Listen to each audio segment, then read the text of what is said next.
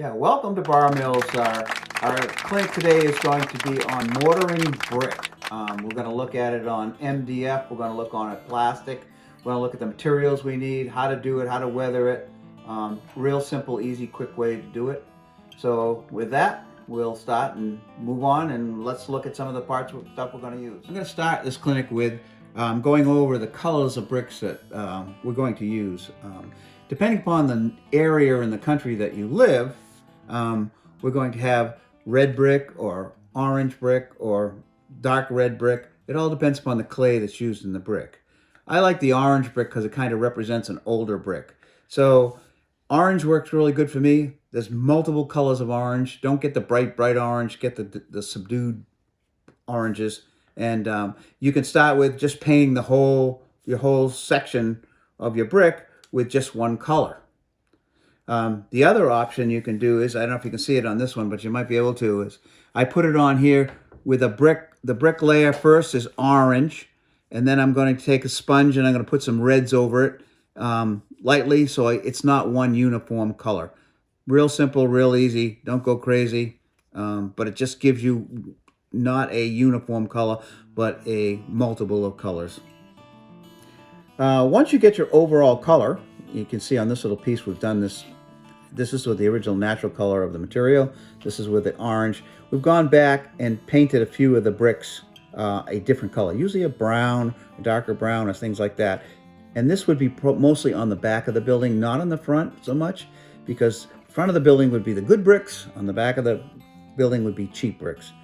So what I've done is gone over and put a kind of a model here and there of these brown bricks. And then once we put our mortar over the whole thing, you'll see how those colors pop out. Next brings us the mortar, that color between the lines that we're going to do. What I'm using here is a lightweight spackle. It's an acrylic spackle. There's a lot of different ones out there. This one happens to come from the dollar store. Again, it's $1.25 for this same size that if you go to the big box stores, you're going to pay $6 for it.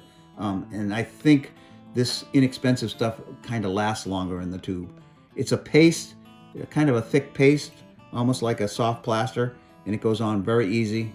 It comes with 5 applicators, 1, 2, 3, 4, 5. They work really well, and they clean up good. So let's put some on, and I'll show you what it looks like. The acrylic stuff is like a soft paste, and what I do is I just grab a little, sometimes on my finger, like this. Then we're going to take it and we're just going to rub it in like this. All right? Rub it in. And then I'm going to rub as much as I can of it off. Just like this. You want to make sure that the paint underneath this is dry so it's not breaking down the paint. And that's how fast you can mortar the whole wall. The nice thing about this stuff is that once it dries, you give it a chance to dry, we can then use some ink and alcohol and stain it. So if I want a dark mortar, I can do a dark mortar. If I want a light mortar, I can keep it light. The next step we're going to talk about is weathering the brick. You can leave the brick alone if you want and just leave it with the, the blah, plain brick look. But I think a little weathering doesn't hurt. What you see on this little piece is done with ink and alcohol, a hunter line, and a small brush, and it just around the windows, little drips on the top. You can completely do the whole thing if you want to make it darker, but this just gives you, I colored the lentils, and then I just dyed the lentils a little bit with the ink and alcohol to give it the effect that, it's had water and dust and running down the wall and things like that. Very simple and very easy. The other effect I found that this is very interesting. This piece, what I did with this piece is I painted the piece flat white first, and then I went over it with my brick, and I went over the whole thing with ink and alcohol while the orange was wet, and then rubbed some of it off with my finger. And what happens is it took some of the orange off, leaving white spots here and there, but it's no even color. It is a model of colors, and it looks like old brick. And if you look at this piece, and this piece happens to be plastic, is we painted our color of brick, we put our mortar on, and I use this little tool from Woodland Scenics, but you can use anything, to push the mortar back in the cracks and get it out around the windows, because it'll cake up a little bit. You can scrape it off and get it smooth. And then with some black, very light black, don't too much, pan pastels, I'll just work it down a little bit around the windows and things like that. And this is a light color and this is a darker color. So you can get whatever you want. And this is done on plastic. So it doesn't have to be wood. It can be plastic. It can be MDS. It can be the vacuum formed sheets. It all works all the same on all the whole process. When you're working with the ink and alcohol or the Hunter line, you want to make sure that all your paints and your mortar stuff is dry, so you're not diluting them or wiping them out.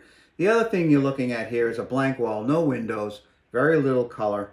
So it's going to look kind of bland until you start putting the details on. Once you start putting the details on, it's going to look a lot better. The other thing is, if you have a little piece of material, something like this, you want to work it, try it, and see what techniques you want to use. This one that I did here with the white background was something I tried, and it was just an experiment to see what it did, and I kind of like the effect a little bit. I'd use it on a building somewhere. I would maybe not use it on a great big building, but maybe on a small building. So I try these things on little bits of material, and that shows me exactly what I want. So this is basically what I do for brick buildings.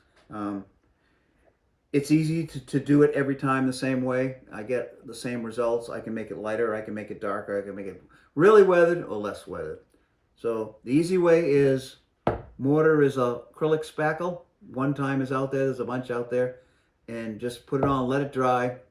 Use the colors from your area, and then you're all set to do and run the brick buildings. I'm sorry. We'll have to do that one again. And then add your details and you're going to see it pop. So this is a quick overview. This isn't the only way to do it. This is the way I like to do it. Kind of makes it easy. Remember, the one-time spackle is easy to get, easy to work with. You can actually get it off if you have to. You can scrape it off.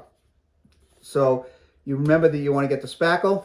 You want to use the color of the paint for your area or the country, for your brick colors. Get some pan pastels or chalks, little ink and alcohol or Hunter line, and go to town. Make it look the way you want it to look. Remember, try a test piece first. It's easy to find a small test piece. Try it, get the colors you're looking for, and then do the whole thing. And then you're going to come out the way you want it to come out. So thanks for watching.